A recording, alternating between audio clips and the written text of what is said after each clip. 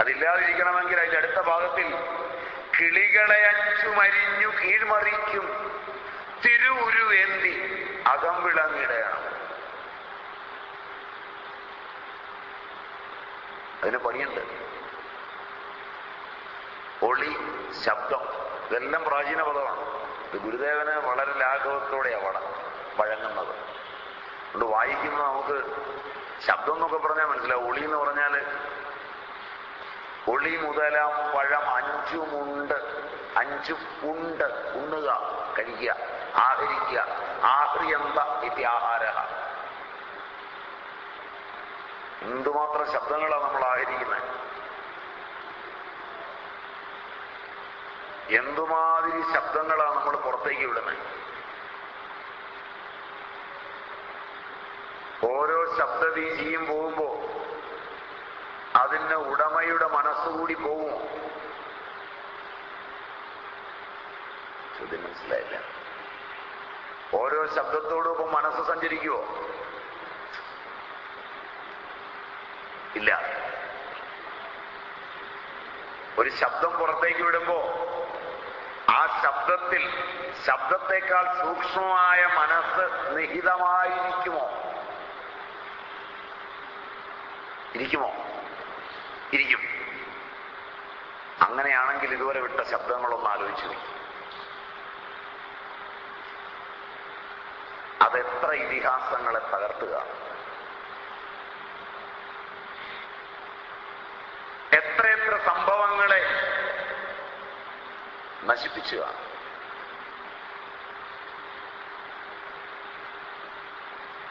ഓരോ ശബ്ദത്തിലും വാങ്മേ മനസ്സി പ്രതിഷ്ഠിത മനോമേ വാചി പ്രതിഷ്ഠിതം ആവിരാവിർമയേത്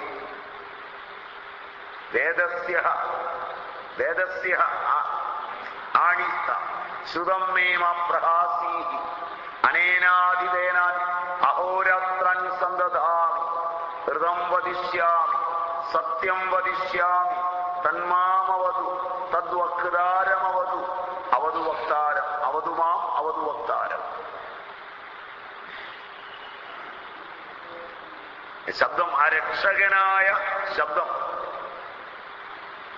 ശിക്ഷകനായി മാറുന്നത്. ഇപ്പൊ ശബ്ദം എന്റെ മനസ്സുമായി നീങ്ങുന്നു എന്നറിഞ്ഞ് ഏറ്റവും നന്നായി സാധന ചെയ്യേണ്ടത് ശബ്ദത്തിലാണ്. നാദാനുസന്ധാനം. വർത്തമാനം പറയാൻ എളുപ്പമാണ്, വർത്തമാനം പറയാതിരിക്കാൻ എളുപ്പമല്ല. പറയുന്ന വർത്തമാനത്തിലൊന്നും ഒരപശബ്ദവുമില്ലാതിരിക്കാൻ മഹദനുഗ്രഹം വേണം. ആഞ്ജനേയന കൂട്ടത്തിൽ വിടും. വയ്യാകരണ വടു. നമ്മളൊക്കെ അഭിമാനിക്കുന്നത് ഞാൻ മുഖത്ത് നോക്കിയെല്ലാം പറയുന്നയാളാണ്. ശരിയല്ല. മറിച്ച് ഞാൻ പറയുന്ന വാക്കിൽ എന്റെ മനസ്സിരിപ്പുണ്ട് എന്നറിഞ്ഞു പറയുന്നവനാണ് ഞാൻ എന്നത് സാധനയാണ്. ഇത് വളരെ അനുഗ്രഹീതർക്ക് മാത്രമേ കിട്ടൂ. വളരെ വളരെ പറയുന്നതിലൊന്നും കോൺട്രവേഴ്സി ഇല്ലാതെ പറയാൻ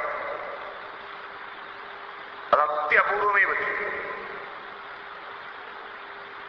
ഇപ്പൊ ഇവിടെ ആ ചിദ് രൂപം, ജ്ഞാനരൂപം, അവിടെ ജഡമില്ല തീർത്തും. അതുകൊണ്ടാണ് ഇത് പറഞ്ഞിരിക്കുന്നത്. അടുത്തത് ഇതിൽ കിടന്നു കേണുവാണു നാൾ കഴിഞ്ഞിടുന്നിനി ഇതിൽ പരം നിനക്കിലെന്തു വന്നിടുന്നു സങ്കടം മതിക്കൊഴുന്നണിഞ്ഞിടുന്ന മന്നവാകനിഞ്ഞു മുൻ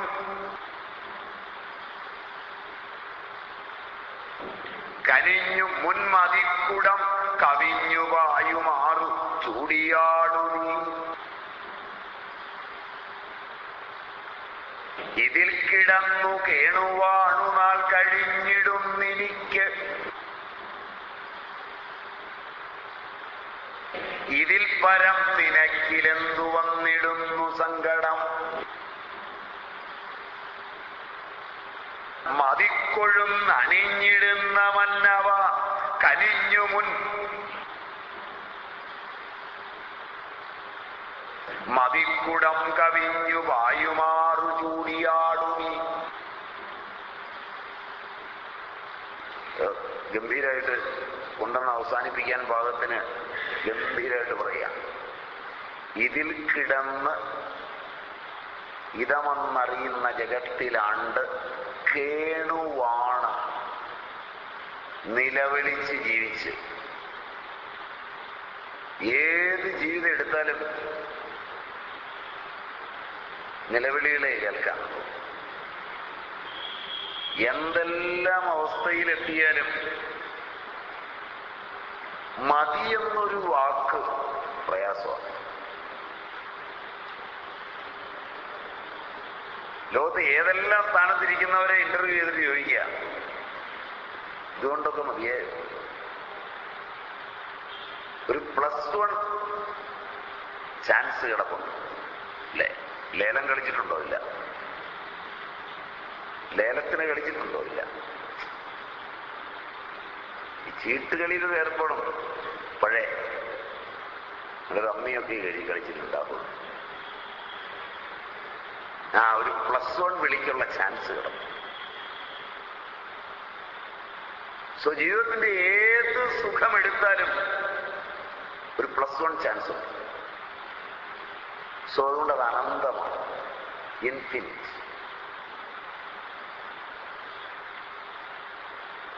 ആഗ്രഹങ്ങളെ എത്ര വളർത്തുന്നുവോ അത് അതിന്റെ തലത്തിലാണ്. പ്രാപ്തങ്ങൾ നിസ്സാരങ്ങളും അപ്രാപ്തങ്ങൾ അനുപേക്ഷണീയങ്ങളുമാകുന്നതാണ്.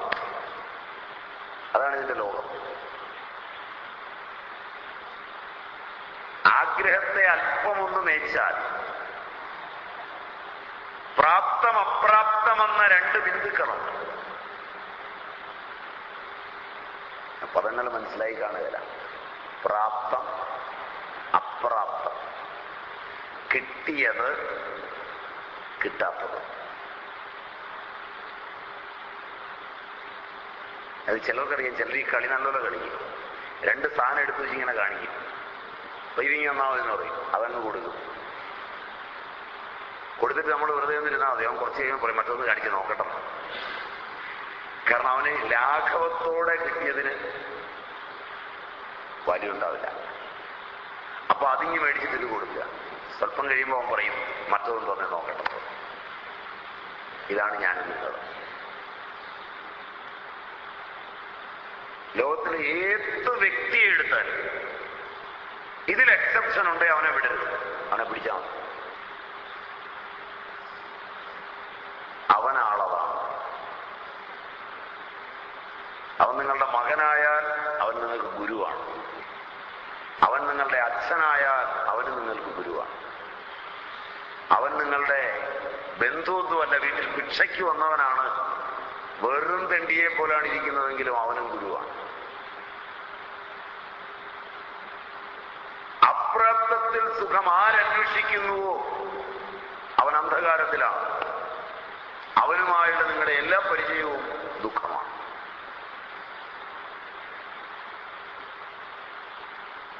ഇതാണ് സമസ്യ. ലോകത്ത് എങ്ങനെ എടുത്താലും പ്രാപ്ത അപ്രാപ്തങ്ങൾ.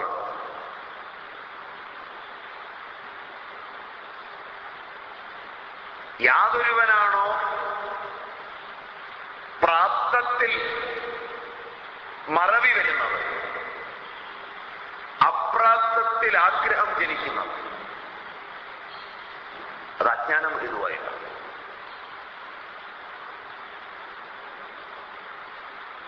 പണ്ടുള്ള ആളുകൾ ഇതിന് പ്രാപ്ത അപ്രാപ്തങ്ങളെ സമമാക്കിയിരുന്നു. പഴയ ആളുകൾ. കിട്ടിയാൽ നന്നായി, കിട്ടിയില്ലെങ്കിൽ അതീവ നന്നായി. അത് പരിപാലിക്കണ്ടല്ലോ. ഇതാടാ നിന്റെ അച്ഛൻ വീതം വെച്ചപ്പോൾ നിനക്കൊന്നും തന്നില്ലെന്ന് കേട്ടു. എൻ്റെ ഗോപാലേട്ടാ വളരെ നന്നായി, ഇനിയിപ്പം വെള്ളം കോരണ്ട, വേലി കെട്ടണ്ട, സംഗതി വളരെ കുശാലായി. ചേട്ടാ നീ എന്നിട്ട് മിണ്ടാതിരിക്കുന്നു, വഴക്കുണ്ടാക്കണ്ടേ? ഗോപാലേട്ടന് വഴക്കുണ്ടാക്കണേ അങ്ങോട്ട് പോയി ഉണ്ടാക്കിയാൽ പോരെ. ഇനി ഞാൻ വഴക്കുണ്ടാക്കുകയും കൂടെ വേണം. ഈ വഴക്കുണ്ടാക്കിയിട്ട് എന്തിനാ ഗോപാലേട്ട? അച്ഛൻ അതിന് അധികാരിയായത് മറ്റവനാണെന്നോ അവൻ കഷ്ടപ്പെടാൻ തയ്യാറാണെന്നോ അവനാണ് അതിന് പിച്ചെന്നും തോന്നി അവന് കൊടുത്തു. എന്നിട്ട് പറഞ്ഞു, മോനെ നീ സുഖമായി ജീവിച്ചു, ഇവൻ ഇതിനകത്ത് കിടന്ന് കഷ്ടപ്പെടണം. അച്ഛൻ്റെ ആ കാരുണ്യത്തിന് മുമ്പിൽ ഞാനിങ്ങനെ നമസ്കരിച്ചു നിൽക്കുമ്പോൾ ഗോപാലേട്ടൻ ഒരുമാതിരി വിവരക്കേട് പറയുന്നത് കഷ്ടമാ ഗോപാലേട്ടൻ തോന്നോ? ഇത് തോന്നണമെങ്കിൽ അല്പം സുഹൃതം വേണം. നമുക്ക് മാത്രമല്ല, ജനിപ്പിച്ച തന്തയ്ക്കും തള്ളയ്ക്കും കൂടെ. അതാണ് ഇതിന്റെ വഴി. ഏതൊന്ന് അപ്രാപ്തമാണോ അതിലാണ് സുഖം എന്ന് നനച്ചു പോയാൽ ഒരിക്കലും ശാന്തിയില്ല. അതാണ് ഈ ദൃശ്യലോകത്തിന്റെ പ്രത്യേകത. അതിനാദ്യം സ്വേച്ഛ, പരേച്ഛ, അനിച്ഛ ഇവയിലൊക്കെ പരിശോധിക്കണം. എവിടെയാണ് പ്രാപ്ത അപ്രാപ്തങ്ങൾ?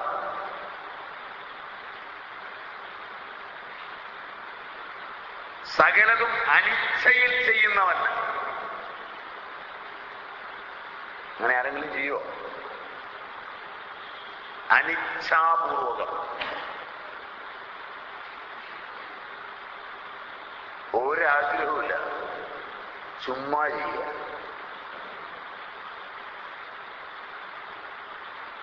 എന്തിനാണോ താനിതൊക്കെ ചെയ്യുന്നത്? ചുമ്മാ. അങ്ങനെ പറയുന്ന ആരെയെങ്കിലും കണ്ടിട്ടുണ്ടോ? വലിയ ബഹളവും ആടവും ഒന്നുമില്ലാതെ ചുമ്മാ ഒരു രസത്തിന് കർമ്മം ചെയ്യുന്നയാള്. വെറുതെ ചെയ്തു നോക്കിയിട്ടുണ്ടോ എപ്പോഴെങ്കിലും? ഏതെങ്കിലും ഒരു കർമ്മമെങ്കിലും വെറുതെ ചെയ്തിട്ടുണ്ടോ? ശരിയില്ല. വെറുതെ ചെയ്തു. നല്ല ആസ്വാദ്യതയാണ്. കാര്യത്തിന് ചെയ്യാൻ പോകുമ്പോ ആസ്വാദ്യതയില്ല. വെറുതെ ചെയ്യുമ്പോൾ വല്ലാത്തൊരു ആസ്വാദ്യതയാണ്. എന്തിനാണോ താൻ അതെല്ലാം ചെയ്തേ? വെറുതെ. അവർ പറയുന്നത് ഇങ്ങനെയൊന്നുമല്ല. ആ ചുണ്ടനങ്ങുന്നതേ കാണും. ചുമ്മാ ഒരു കാര്യമില്ല എന്നുള്ളതുകൊണ്ട്. അവരോട് ഇന്ന് വളരെ സീരിയസ് ആയിട്ടൊക്കെ നമ്മൾ സംസാരിക്കുകയാണെങ്കിൽ അവർ നമ്മളെ ഒരുമാതിരി മുമ്പ് പറഞ്ഞ തെക്കി നക്കിടും.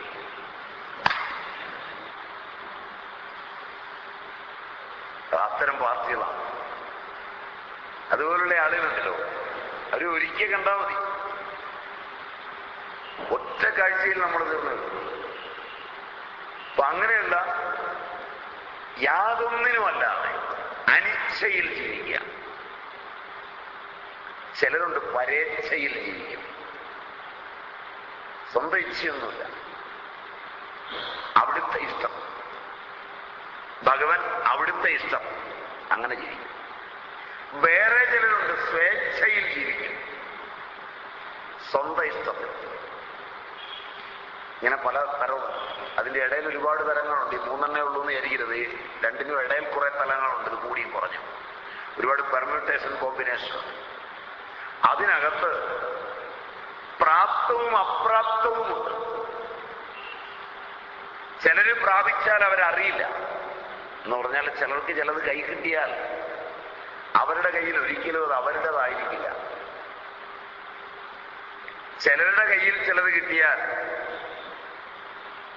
അവരുടേത് മാത്രമായിരിക്കും, അവർക്ക് ഉപഭോഗമില്ലെങ്കിൽ പോലും അന്യന് ഉപഭോഗം ഉണ്ടാവില്ല. ഇങ്ങനൊരു സാധനം എൻ്റെ കയ്യിലുണ്ട്, തരികയല്ല. എന്ത് ചെയ്യാൻ വെച്ചിരിക്കുക?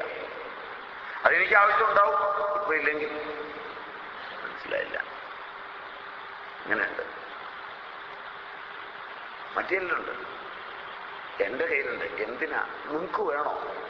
ആരെങ്കിലും വരുമ്പോ കൊടുക്കാനാ.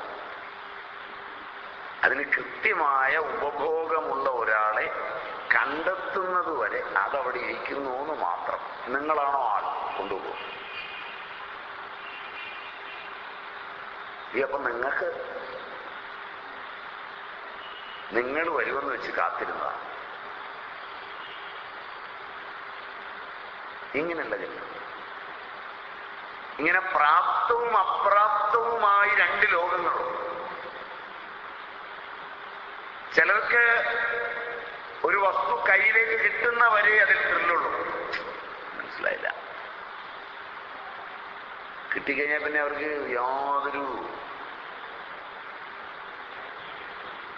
യാതൊരു ത്രില്ലുമില്ല.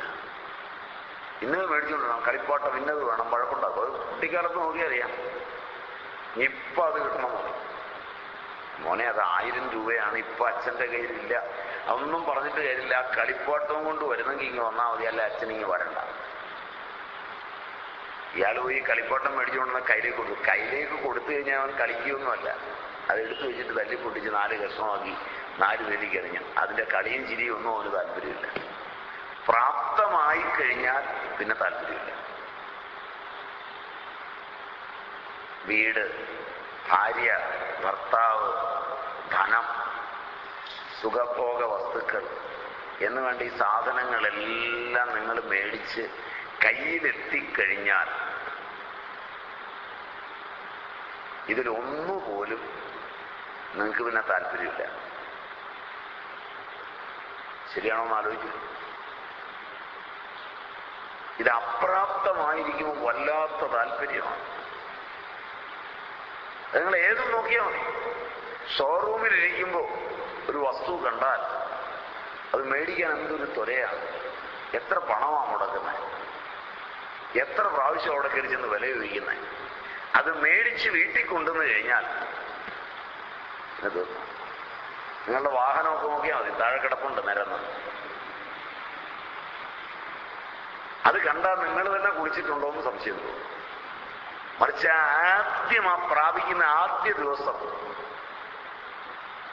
നിങ്ങളതിനെ കുളിപ്പിക്കുന്ന കണ്ടാണ്. കുളിപ്പിച്ച് കൊച്ചില്ലാതാകുന്ന പോലെ കുളിപ്പിക്കും. ശരിയല്ല? സ്വന്തമാണെന്ന ലൈസൻസ് വന്നാൽ താല്പര്യം തോന്നും. അതുവരെയുള്ള തള്ളലൊക്കെ ഉള്ളൂ. കോളേജിലൊക്കെ പഠിക്കുന്ന പിള്ളേര് നീയില്ലാത്ത ജീവിതം എനിക്ക് മുള്ളില്ലാത്ത റോസ പോലെയാണെന്നും ചൊറിച്ചിലില്ലാത്ത ചേന പോലെയാണെന്നും ഒക്കെ മറ്റേ ഓട്ടോഗ്രാഫിൽ എഴുതി കണ്ടും ചിരിച്ചും കളിച്ചും ഒളിഞ്ഞു നോക്കിയൊക്കെ ഇതിനെ സ്വന്തമാക്കി കഴിഞ്ഞാൽ പിന്നെ ഇതിനെയും കാണണ്ട, ഇതിന് നിന്നെയും കാണണ്ട. ശരിയല്ല. പിന്നെ കണ്ടു കഴിഞ്ഞാൽ വഴക്കാണ്. പണ്ട് കാണുമ്പോൾ ഒരുപാട് മനോഹര സ്വപ്നങ്ങളൊക്കെ പറഞ്ഞതാണ്. ഈ സ്വപ്നമൊക്കെ പറഞ്ഞ് വീട്ടിൽ കൊണ്ടിരുത്തി കഴിഞ്ഞാൽ ദിവസത്തിൽ 4 നേരം അടിയാണ്. പിന്നെ ഇവൻ 12 മണി കഴിഞ്ഞ് വീട്ടിലെത്തുള്ളൂ. കാരണം വെച്ചാൽ ഈ ദുർമുഖം ഒന്ന് കാണണ്ടല്ലോ എന്നോ. അതിന് പിന്നെ പക്വതയുടെ വഴി. ശരിയല്ല? മറ്റു വഴികളൊക്കെ തുടങ്ങും. ഇവളാണെങ്കിൽ വല്ല സത്രത്തിനുമൊക്കെ പോയി അവിടെയാണ് കൂടും. ഈ വയ്യാവേലിയെ ഇനി കാണണ്ടല്ലോ. ഇതിന് കാരണം ഇതാണ്. ഞാൻ നിങ്ങളുടെ കാര്യം തന്നെയല്ല പറഞ്ഞത്, എന്നാലും നിങ്ങളുടെ കാര്യം ഇല്ലെന്ന് പറയാൻ വയ്യ. അപ്പൊ പ്രാപ്തം അപ്രാപ്തം. ഒന്ന് പ്രാപിച്ചാൽ പ്രാപിക്കാത്തതിനെ ഓർത്തുള്ള വേവലാതിയാണ്.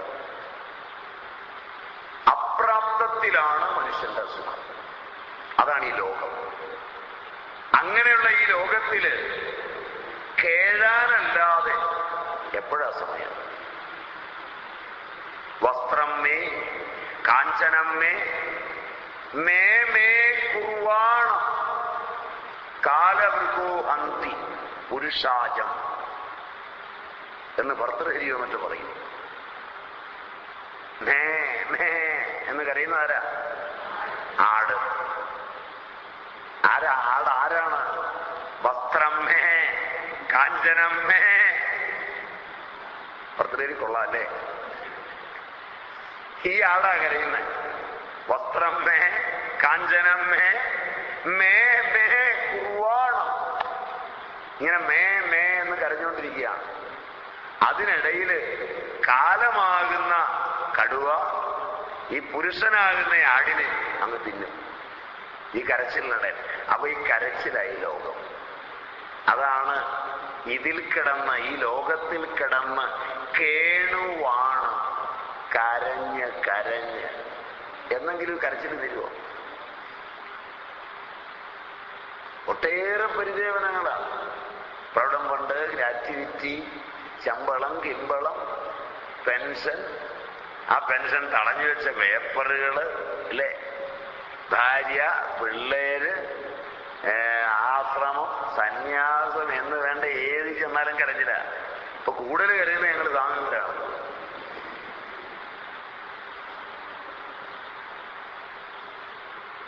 മൂന്ന് ദിവസമായി അല്ലെങ്കിൽ 7 ദിവസമായി. 7 ദിവസം. ഇപ്പോഴത്തെ കാലത്തൊരു പണിക്ക് പോയാൽ 7 ദിവസം, ഒരു ദിവസത്തേക്ക് ഇത്ര രൂപ വെച്ച് കിട്ടും. ഞാൻ അവിടെ പോയി 7 ദിവസം താമസിച്ച് പഠിപ്പിക്കും.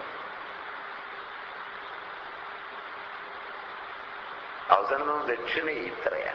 ഇതൊക്കെ കരച്ചില്ല. എന്തൊരു കരച്ചില്ലാന്നറിയാം. ഇതിനിടയിലോ അവർ കൊണ്ടുവിട്ട വണ്ടി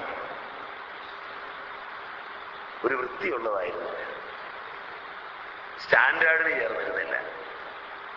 ഇങ്ങനെയൊക്കെയുള്ള കരച്ചിൽ ഞങ്ങൾക്ക് പോലും ഉണ്ട്.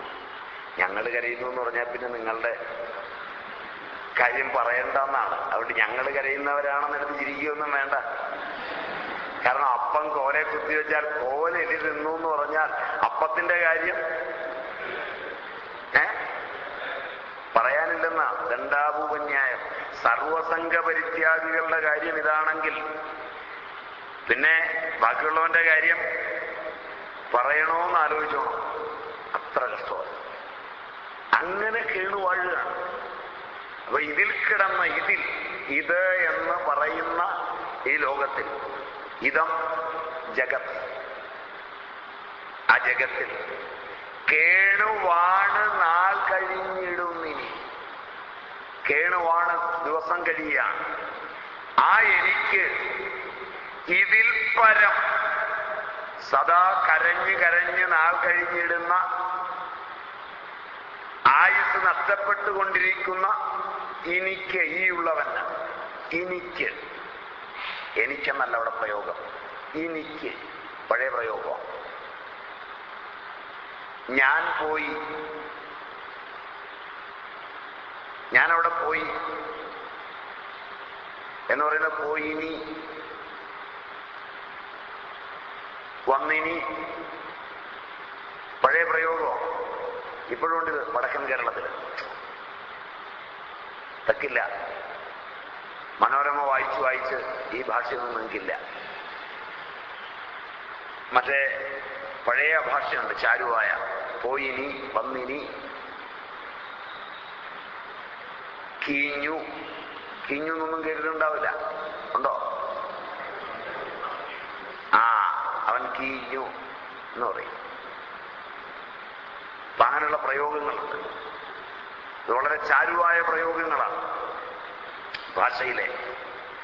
അപ്പൊ ഇനി എന്ന് പറഞ്ഞാൽ ഞാൻ എന്നൊരർത്ഥമുണ്ട്. എനിക്ക്, ഈ ഉള്ളവന്. നിനക്കിൽ ആലോചിച്ചാൽ ഇതിൽ പരം, ഇതിൽ കവിഞ്ഞ്, ഇതിനപ്പുറം എന്ത് സങ്കടം വരാൻ. ഈ ലോകത്തിൽ കിടന്ന് ഈ അനുഭവിച്ച ക്ലേശമൊക്കെ മതി. ആദിഭൗതികങ്ങളും ആധ്യാത്മികങ്ങളും ആദിദൈവികങ്ങളുമായി വന്നു ചേർന്ന ഈ ക്ലേശ സഹസ്രങ്ങൾ മതി. ഞാൻ ഉണ്ടാക്കിയവയും ഈശ്വരൻ ഉണ്ടാക്കിയവയുമായ ഈ ക്ലേശങ്ങൾ മതി. അങ്ങനെ പറഞ്ഞത് മനസ്സിലായില്ല. ജീവസൃഷ്ടി വൈചിത്ര്യം കൊണ്ടുവന്ന ക്ലേശങ്ങൾ അത് വളരെ കൂടുതലാണ്. അത് അറിവുകൊണ്ട് മാത്രമേ ഇല്ലാതാവുള്ളൂ. എൻ്റെ അച്ഛൻ, എൻ്റെ അമ്മ, എൻ്റെ മകൾ, എൻ്റെ സഹോദരി, എൻ്റെ സഹോദരൻ, ഇതൊക്കെ ജീവസൃഷ്ടിയാണ്. എൻ്റെ വീട്, എൻ്റെ കൊട, ഇതെല്ലാം ജീവസൃഷ്ടിയാണ്. ഈശ്വര സൃഷ്ടിയിൽ അങ്ങനത്തെ ഭേദമൊന്നുമില്ല. ആ ജീവസൃഷ്ടിയിൽ വരുന്ന വൈചിത്ര്യം കൊണ്ടുണ്ടാകുന്ന ദുഃഖം, ജീവസൃഷ്ടിപരമായ ദുഃഖം, അത് അറിവ് വരണം, എങ്കിലേ പോവും. ഈശ്വര സൃഷ്ടിയിലും ദുഃഖമുണ്ട്. ചൂട്, തണുപ്പ്, അത് തിദീക്ഷ കൊണ്ടാണ് മാറുക. അതിനൊരു വഴിയേ ഉള്ളൂ. ചൂട് വരുമ്പോൾ നല്ലപോലെ സഹിക്കാൻ പഠിക്കണം. എത്ര ചൂട് സഹിക്കുന്നോ അത്രയും തണുപ്പ് സഹിക്കാം. അതുകൊണ്ട് ഈ വടക്കേ ഇന്ത്യയിലെ തണുപ്പത്തേക്കൊക്കെ ചെന്നാൽ അവിടെയുള്ള സ്വാമിമാരുടനെ നങ്കയാകാനാണ് ശ്രമിക്കുന്നത്. അല്ലാതെ ഉടനെ രജോയി പവയ്ക്കാൻ അവർ ശ്രമിക്കില്ല. അഴിച്ചം കളഞ്ഞു കഴിഞ്ഞാൽ തണുപ്പ് മാറി. അപ്പൊ പോകുന്നത് നമ്മൾ വിചാരിക്കും, എങ്ങനെ ഇതിനകത്തൂടെ ഈ ഒന്നും കൊടുക്കാതെ ഇങ്ങനെ നടക്കുന്നത്? ഒറ്റ വഴിയേ ഉള്ളൂ. അതിനെയൊക്കെ സഹിച്ചു എന്ന് കാണുമ്പോൾ തണുപ്പ് മാറി. അവരുടെ കാലിലൊന്നും ഐസ് ബൈറ്റ് ഒന്നും ഉണ്ടാവില്ല. നമ്മൾ ഷൂ ഊരാതെ, സോക്സ് അഴിക്കാതെ അങ്ങിരിക്കും. കുറെ കഴിയുമ്പോൾ ഇത് മുറിച്ച് കളയേണ്ടി വരും, അല്ലേ? തണുപ്പ് പ്രദേശങ്ങളിലെത്തിയാൽ. അവരാണെങ്കിൽ ആത്മജ്ഞാനമാകുന്ന പീയൂഷം കഴിച്ചാ ചൂടാക്കുന്നത്. നമ്മളാണ് 2 ലാർജ് അടിച്ചിട്ടാണ്. ഹിമാലയത്തിന്റെ ഉച്ചിയിലൊക്കെ 2 ലാർജ് അടിച്ചാലൊന്നും ഒന്നും ആവില്ല. കാരണം അത്രയും തണുപ്പാണ്. ഇവനെ മൂടി ചൂട് പിടിച്ചു വരുമ്പോഴേക്ക് ഈ സാധനം ആവിയായി പോകും. അത്രയും തണുപ്പാണ്. ആ തണുപ്പിനകത്താണ് ഇവര് നങ്കയായിട്ട് നടക്കുന്നത്. അതിന്റെ കാരണം സഹിക്കുക. ഈശ്വര സൃഷ്ടമായവയെ സഹിക്കുക. ജീവസൃഷ്ടമായതിനെ അറിഞ്ഞ് ഉല്ലംഘിക്കുക. ഇതതിന് വഴി. അത് രണ്ടും ചെയ്തില്ലെങ്കിലോ ഈ പ്രപഞ്ചത്തിൽ കേണുവാണ് കഴിയാം. അങ്ങനെ കേണുവാണ്. അതെല്ലാം ഓർക്കണം. എല്ലാ ദുഃഖവും, ദുഃഖങ്ങൾ ഒട്ടേറെയാണ്. ജന്മദുഃഖം, ജരാദുഃഖം, ദുഃഖം ദുഃഖം പുനഃപുന. ഇതിനൊരു അതിർത്തിയില്ല. ഒന്ന് മാറിയാൽ അടുത്ത് വരും. ഒരു ദുഃഖം പരിഹരിക്കാനാവും. അത് സഹിക്കാൻ പഠിച്ചാൽ എളുപ്പമുണ്ട്. മൂത്രത്തിൽ ഒരൽപ്പം പഞ്ചസാരയുണ്ട്. അല്പം സഹിച്ചിട്ട് മര്യാദയ്ക്ക് ചില ഭക്ഷണവും കഴിച്ചിരുന്നാൽ കുഴപ്പമില്ല. അതിന് ആയുർവേദവും അലോപ്പതിയും ഹോമിയോപ്പതിയും ഒക്കെ കഴിക്കും. കുറച്ച് കഴിയുമ്പോൾ കാല് പെരുക്കാൻ തുടങ്ങും. ഇപ്പൊ ഡയബറ്റിക് ന്യൂറോപ്പതിയായി. കുറെ മരുന്നുകൂടെ കഴിച്ചു കഴിയുമ്പോൾ ഡയബറ്റിക്കിന് അപ്രോപ്പതിയായി. കുറെ കഴിഞ്ഞ് അംഗവൈകല്യമൊക്കെ വന്നിരിക്കും. ഇപ്പൊ പഴയത് സഹിച്ചാൽ മതിയായിരുന്നു എന്ന് തോന്നും. പ്രയോജനമില്ല. ഇതാണ് പഴയ ആളുകൾ നമ്മളും തമ്മിലുള്ള വ്യത്യാസം. നമുക്ക് തീരെ സഹിക്കാൻ പറ്റില്ല. ഒരു വേദന അല്പം പോലും സഹിക്കാൻ പറ്റില്ല. ചെറിയൊരു പനി സഹിക്കാൻ പറ്റില്ല. പനിക്ക് 4 ഗുളിക കഴിക്കും, കയ്യെ മുഴുവൻ നീരാവും. അന്ന് കഷ്ടിച്ച് സഹിക്കായിരുന്നു. ഇനിയിപ്പോ ഒട്ടും സഹിക്കാൻ പറ്റില്ല, 4 കൂടെ കഴിക്കും. ചിക്കുൻ കുനിയൊക്കെ ഒന്നിങ്ങനെ ഇരിക്കുന്ന കാണാൻ ചെല്ലും. കണ്ടിട്ടില്ല? നേരത്തെ ഇത്രയും കുഴപ്പമില്ലായിരുന്നു. ഒരു കൈക്കേ ഉണ്ടായിരുന്നു.